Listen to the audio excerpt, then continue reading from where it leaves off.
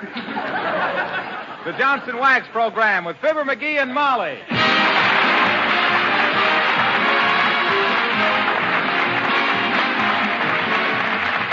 The makers of Johnson's Wax, Johnson's Car New, and Johnson's Self-Polishing Glow Coat present Fibber McGee and Molly, written by Don Quinn, with music by the King's Men and Billy Mills Orchestra.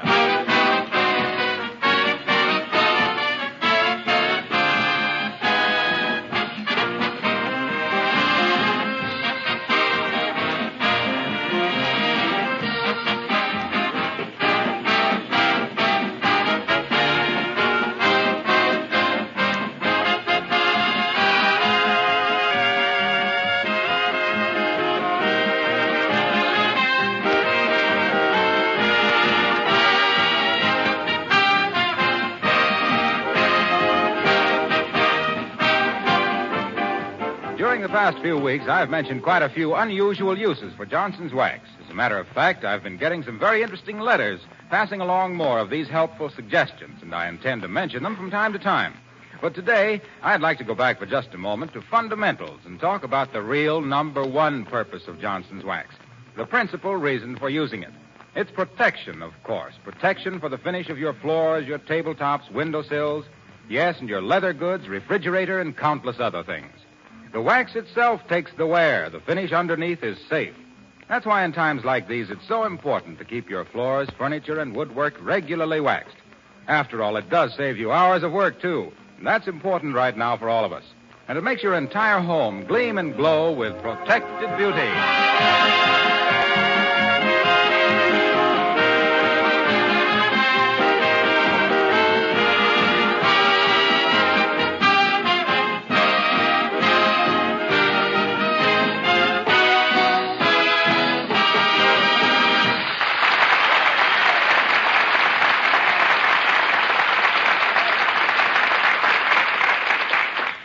Men do three things so badly they never fail to send their ever-loving wives into gales of scornful laughter. 1, sew on buttons. 2, change the scenery on a baby. And 3, pack a suitcase. Get a load of number 3 as we meet Fibber McGee and Molly.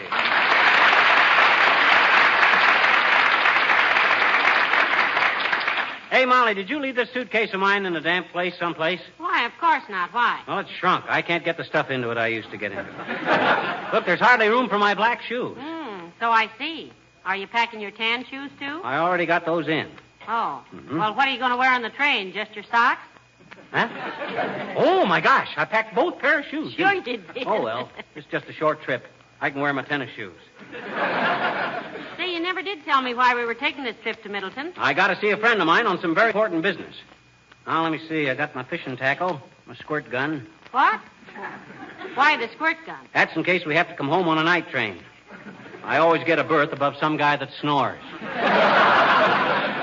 Now, see what else. Hey, you better get packed, Molly. We haven't got much time. Say, I've been packed for 2 hours, yeah? And I still don't know why. You know, I have a sneaking suspicion this trip is silly and unnecessary. What do you mean, unnecessary? I got to see a guy in Middleton that's home for a few days from Washington, and it may mean my whole future is at stake. Your future? Yeah. Let's just sit here and live in the past. This is a necessary trip. This will affect the whole post-war travel industry of America. You don't say. I do indeed say. This is the greatest idea I ever had. In the years to come, the name of McGee is going to be anonymous with travel. No. You mean synonymous? I do not. Synonymous means moving pictures. That's cinemas. Huh? That's cinemas. Horse feathers. Cinema is a spice that they never put enough of in apple pie. No, that's cinnamon. Cinnamon? I don't suppose you'd be thinking of those fish that swim up the Columbia River every year to pawn their young. No, you mean salmon and you mean spawn, and I'm not thinking any such thing. Well, then, doggone it, what's anonymous? Anonymous means without a name. Exactly. Only now it's got a name, and the name is McGee. The McGee system of world travel. Well, by an odd coincidence, my name is McGee, too. So would you mind breaking it to me? Gently, of course. All right. Very simple. Just buy up a couple of old aircraft carriers. Yeah? Get a few planes and some good pilots, and whammo. I can land tourists anywhere in the world without even docking the boat. You get it? Well, heavenly days, you've actually got an idea there, Why, Davy. of course I have. It's going to revolutionize travel. That's why this trip is so important. This is government business. Have we got time to have a little lunch? No, we'll eat on the train. Oh. They say the dining cars are so crowded and so short of help now, it's hard to get anything to eat, so I'm putting up a little box lunch for us. Oh, that's swell. Just like old times. Sure. You know, I feel guilty about going on this trip, McGee. What do you mean, guilty? Well, we shouldn't travel unnecessarily now. And if I stay home, that's one more seat for a soldier sailor. Oh, what do they got to do that's as important as what I got to do? Oh, just win the war is all. Nothing urgent. Oh. A couple of seats on the train ain't going to lose the war. Come on, get your grip and we'll get over Look, there. McGee, why can't you do your business by mail or even by telegram? Because this is a thing where I got to pound on a guy's desk and shout at him. You can't do that in all that. Oh, for the love of it. We never started any place yet that we didn't have a few dear, dear friends drop in for a lovely, lovely chat. Yeah. And the way they keep coming back after we brush them off, you'd think they were lint and we were blue serge. Yeah. Come in. Hello, Mrs. McGee. Hello, Mr. McGee. Hello, Mr. Wimple. Hi, Wimp, old man. I haven't got much time to bat the fat with you on account of we're grabbing the Iron Horse for Middleton in a few minutes. Little business trip. Really? Mm-hmm. Well, I may see you at the station then, folks. Oh. I'm going to meet a few trains. Oh. Sweetie Face has been away on a trip, you know. Oh, what time is she coming in, Mr. Wimple? Friday at 4:30. Well, then what you meeting today's trains for? Oh, I just thought it would be fun to see some trains come in that didn't have Sweetie Face on them. She sent me a postcard and said the trains were so crowded it was no fun traveling now. No, I guess not, Wimp. Between the Army and the Navy and the civilians, the railroads have bitten off about as much as they can chew. If you get what I mean, and you should, because that's one of my simpler jokes. Say, where's your wife been, Mr. Wimple? She went to one of the Eastern Army camps, Mrs. McGee, for a 2-week special commando training course. Oh. She's learning 43 new ways to kill a man. New ways? Yes. She knew 57 before she left and wanted to make it an even 100. She's been gone 10 days now. Heavenly days. Yes, 10 heavenly days. Personally, Wimp, I'd be a touch twitchy about living with a wife that could bump me off in 100 different ways. Oh, I'm not afraid, Mr. McGee. I have a few little tricks of my own. Such as what, Mr. Wimple? Oh, such as hiding a little bottle of nitroglycerin. Hiding it where? In her punching bag. Well, I'll probably see you at the station. Goodbye now, folks. So long, Wimp.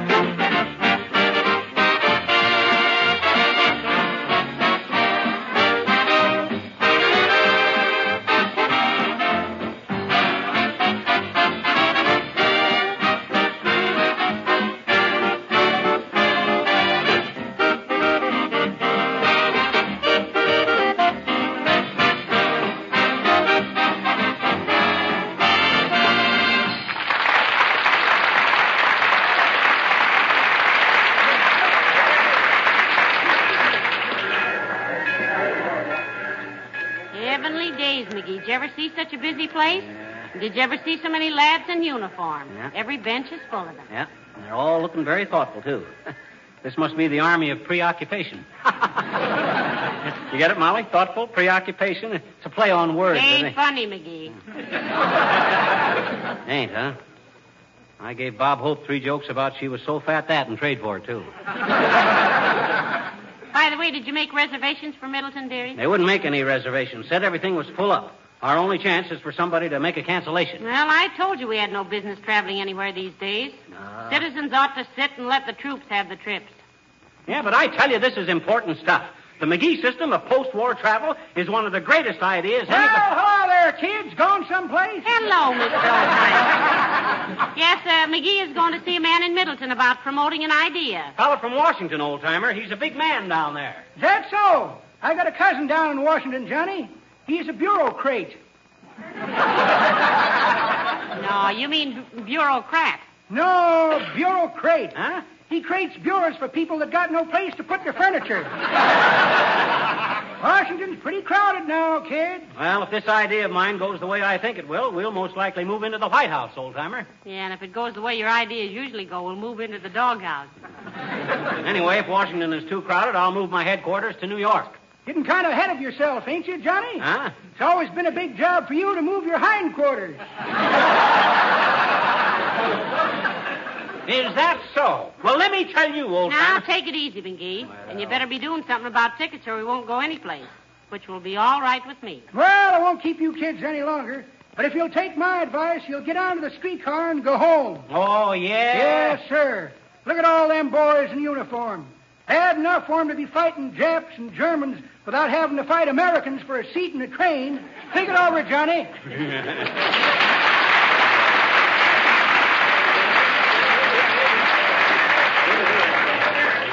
Why, that nosy old grave digger.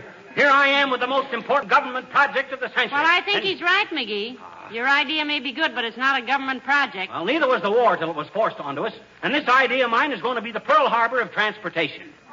It's going to wake people up. It's going to... Hey, let's get to the information desk while we got a chance. All right, I'll go with you and help you think up some funny questions. Hi, sis. What about trains to Middleton? Yes. Yes, what, dearie? Yes, there are trains to Middleton. Doggone it, I know there's trains to Middleton, but when? 1:32 a.m., 4:27 a.m., 8:50 a.m., 11 a.m., 2:56 p.m., 6:18 p.m., and midnight. Do you like to travel with the cream of society? Absolutely, sis. Then I'd suggest the Jersey Special at 4:27 a.m. That's the milk train. Is it true that the trains are pretty crowded right now, dearie? Yes, madam. But you must realize that space for civilian travel is necessarily restricted because of troop movements and war business. Well, this is a fine state of how do you do. Who's in charge of transportation for the government anyway? I'm going to write that guy a dirty letter. Mr. Joseph B. Eastman. Oh, he'll help us. We've been using one of his cameras for years. Splendid. I'm sure he'll send you one of his best negatives. Excuse me, please. Yes. Well, looks like we'd be eating our box lunch right here in the station. It's an outrage, that's what it is. My gosh, you'd think we were asking for a special train on a private track with a crew of cover girls. All we want is a seat on one of their sooty old bone shakers. You're being slightly unreasonable, dearie. Unreasonable, my clavicle. Is it unreasonable? Is it unreasonable to want to go a mere 250 miles to transact some legitimate business? Certainly not, sweetheart. Well- What if some soldier-sailor does have to spend his 10-day furlough in a railroad station because some civilians grabbed all the accommodations? Oh, well. Maybe they like railroad stations. They can have fun playing red cap as long as they're left holding the bag anyway. Well, you wait till the McGee system of transportation Well, is hello on. there, folks. Where are you bound for? Hello, Mr. Wilcox. Hi, Junior. Do you smell something burning? No, what's burning? I am. He wants to go see a man in Middleton on business, Mr. Wilcox, and there's no space on the train. Yeah. Well, what made him think there would be? You heard about the war, pal? Huh? You see, it all started when the Japs smacked us at Pearl Harbor. And Doggone then... it, of course I know about the war. Well, then you ought to know better than to try to travel on trains these days, pal. They've got all they can handle with soldiers and sailors and government employees and military supplies. I'm practically a government official myself, Wilcox. Or I will be as soon as they take a gander at my new transportation system. Yeah.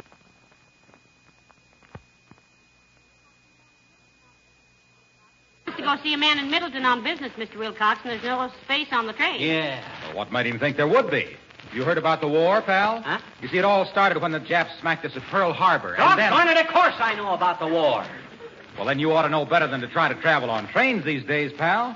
They've got all they can handle with soldiers and sailors and government employees and military supplies. I'm practically a government official myself, Wilcox. Or I will be as soon as they take a gander at my new transportation system. Yeah.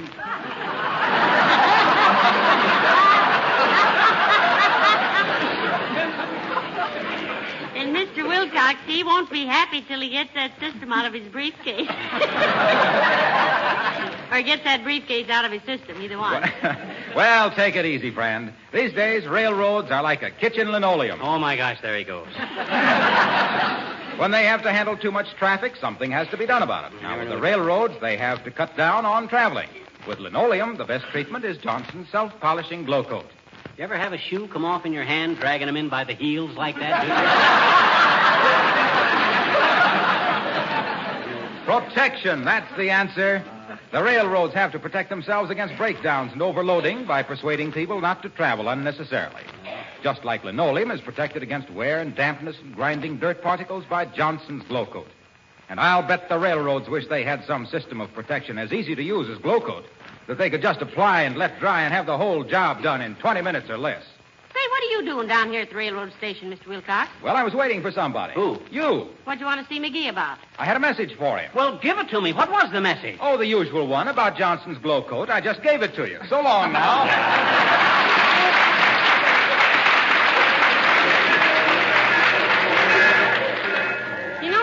So he follows you all over town just to tell you about Johnson's products, dearie. Yeah, I know.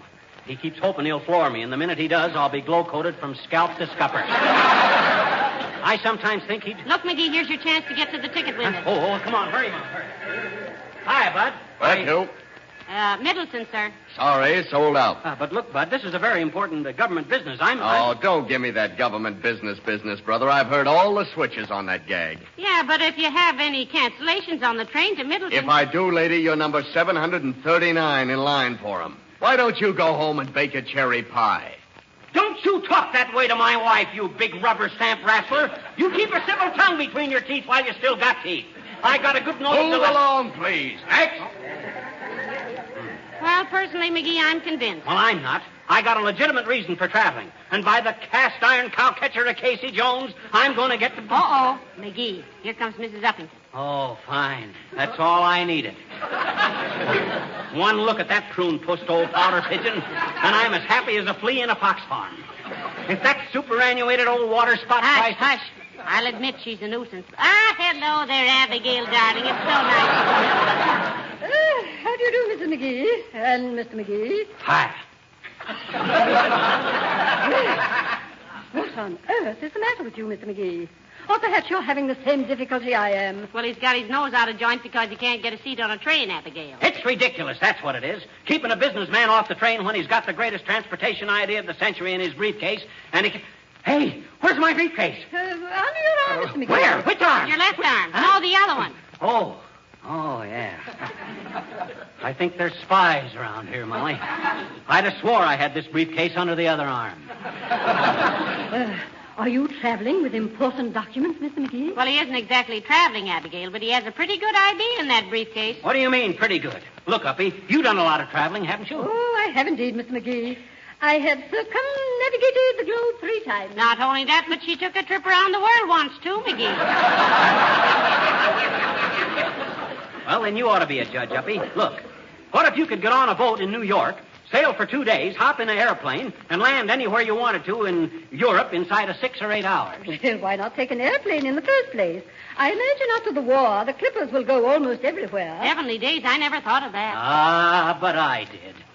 With the McGee system, Uppy, you don't have to depend on regular schedules, see? Make up your mind at the last minute and go any place you want to in practically your own private plane. He's got the idea all worked out, and he wants to go see a man from Washington who's in Middleton, Abigail. Yes, and I can't get a seat on one of their flat-wheeled old cinder buckets. Imagine that. Me, the greatest brain in the transportation industry. Ain't that a laugh? I think it's splendid. Huh? Why, Abigail? Mrs. McGee, I came down here to meet my nephew, who is in the Marines. Huh? He had 5 days' liberty before leaving the country. And what happened? What happened? I just received a wire that he had to go back to camp because there was no room on the train. And why? Because selfish, unthinking, me-first civilians have taken all the extra space. So don't complain to me about your petty troubles, Mr. McGee. If you insist on being bull-headed, why don't you take a cattle car? Goodbye.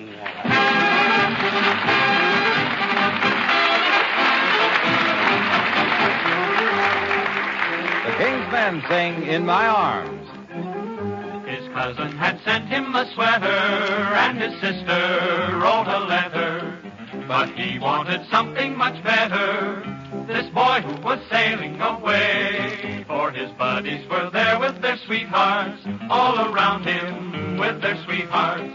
Now he never had any sweethearts, and over he'd say, in my arms, ain't I never gonna get a girl in my arms, in my arms, ain't I never gonna get a bundle of charms. Comes the dawn, I'll be gone, I just gotta have a honey holding me tight. You can't keep your knitting and your purling if I'm gonna go to Berlin. Give me a girl in my arms tonight. In my arms, ain't I never gonna get a girl in my arms, in my arms. In my arms, ain't I never gonna get a bundle of charms. Comes the dawn, I'll be gone. All those presents you gave me were right. oh, that sweater really ought to wear well, but I could use a warmer farewell. Give me a girl in my arms tonight. Comes the dawn, I'll be gone. And back home, everybody help all your might. If it's really your ambition to pass a little ammunition, Give me a girl in my arms tonight. Comes the dawn, I'll be gone. And there ain't a pretty little armful inside. I've got photographs to pin up, but if you want to keep my chin up, Give me a girl in my arms tonight. In my arms, ain't I never gonna get a girl in my arms, in my arms, ain't I never gonna get a bundle of charms. Comes the dawn, I'll be gone. Now I've been around and seen every side. If I had a girl, I wouldn't trifle. But who can hug and kiss a rifle? Give me a girl in my arms, give me a girl in my arms, give me a girl in my arms tonight.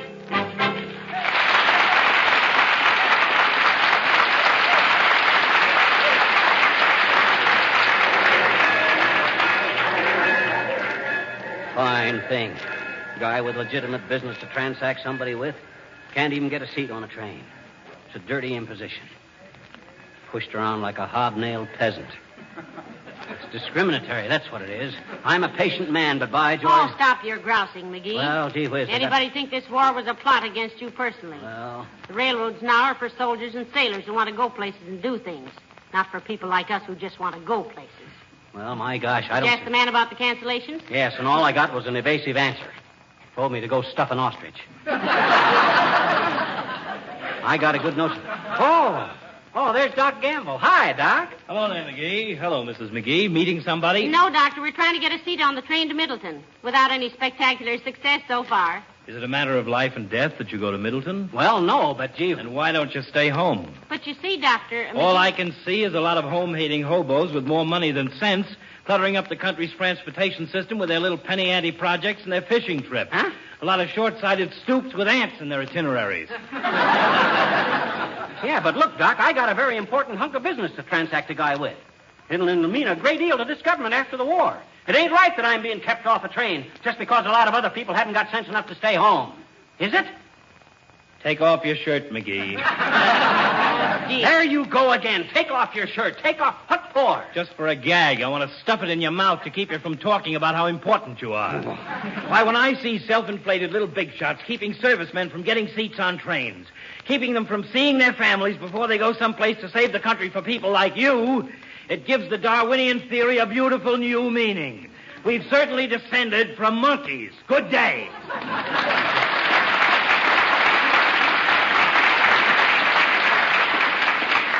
What's a Darwinian theater got to do with monkeys? You know, I'd hate to be a doctor and understand people as well as he does. Yeah. What a bedside manner. Take a crab apple a day to keep that doctor away. Better stand to one side, McGee. A train just came in. We'll get trampled in the rush. Boy, look at him. Hurrying and scurrying like a swarm of... Oh, my gosh, there's Don Stauffer. Who's Don Stauffer? He's the guy from Washington I was going to go to Middleton to see about my idea. Hey, Don. Hey. Oh, hello there, McGee. Glad to see you. Molly, this is Mr. Stauffer. Stauffer, old man, my wife. How do you do, I'm sure. How do you do? Sorry I can't stop and talk, McGee. Have an appointment in 10 minutes. But look, I got the most wonderful idea, Don. Write me a letter about it. I'm working on a very important project right now. Something secret? Well, not necessarily. We're thinking of buying up old aircraft carriers after the war and using them for ocean tourist travel. Carry a lot of small planes to land people anywhere in the world in just a few hours. Well, nice to have seen you, McGee. Hope we'll meet again, Mrs. McGee. If you'll excuse me now, I'll just run along. Well, how do you like that? They stole my idea. They picked my brain. Oh, no, they didn't either, dearie. Somebody else was bound to think of it. Huh? After all, there are other people in the world that are just as smart as you are. Yeah, I suppose they are. Gee whiz, I had a swallow. Say, McGee, I'm all worn out with all this stand around. Let's sit down on the bench and open up the lunch. All right. It's so late that we'll have Oh, my gosh, Molly, the lunch. Look. Look where? That guy over there. He's eating our lunch right out of the shoebox. I'll fix him. But, McGee, you must... Hey, you big lunch snapper. What do you think you're doing? Näste fabrem have the book I stabbed the horda.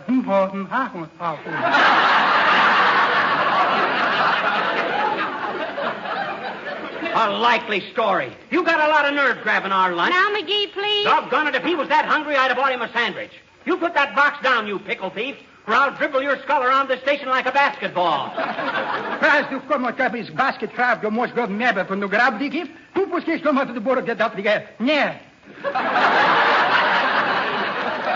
McGee, leave him alone. He's a foreigner. He doesn't understand, and Besides nothing. I'll teach him to sabotage our sandwiches. Drop that grub, bub, and I'll give you a lesson in the manly art of assault and battery. Come on now, sing it. You ska gå med till mig gå runt och ska gå ner på det Prada.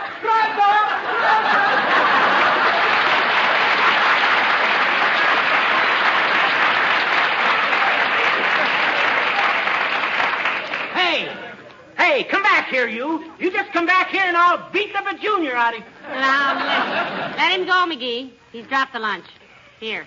He hardly touched it. Poor fellow was scared to death. Now sit down and calm yourself. Okay. Let me take a sandwich. Help yourself. This looks good. Garlic sausage on rye bread. I'll have one. What? Garlic sausage on rye bread? Yeah. Want a bite? It's wonderful. You sure put up a swell lunch, baby. I could eat it sitting McGee? here. Huh? This isn't our lunch. Huh? I just remembered I left ours in the taxi cab. You mean that guy wasn't? He didn't? I shouldn't? You hadn't? Oh, sure.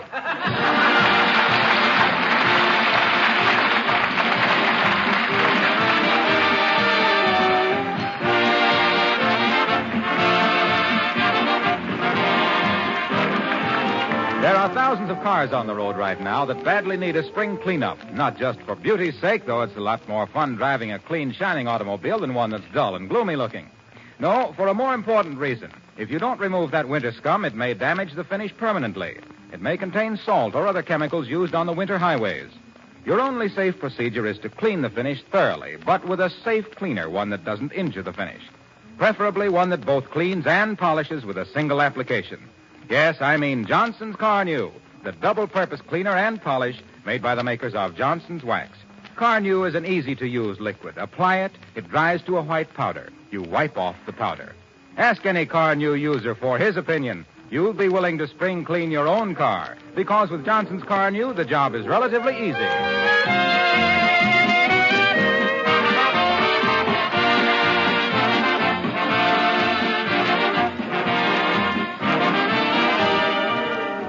Ladies and gentlemen, when you have sons and brothers, yes, and sisters and daughters in the service, it's nice to have them come home when and if they can.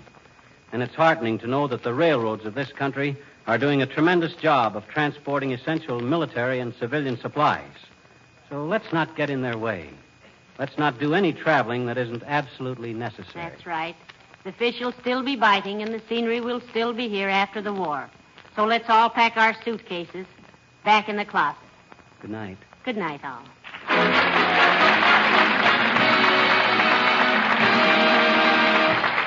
The characters of Wallace Wimple and the Old-Timer heard on our program were played by Bill Thompson.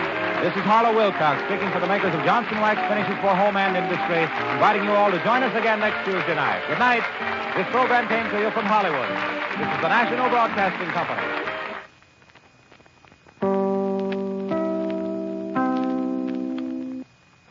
Chicago, WMAQ.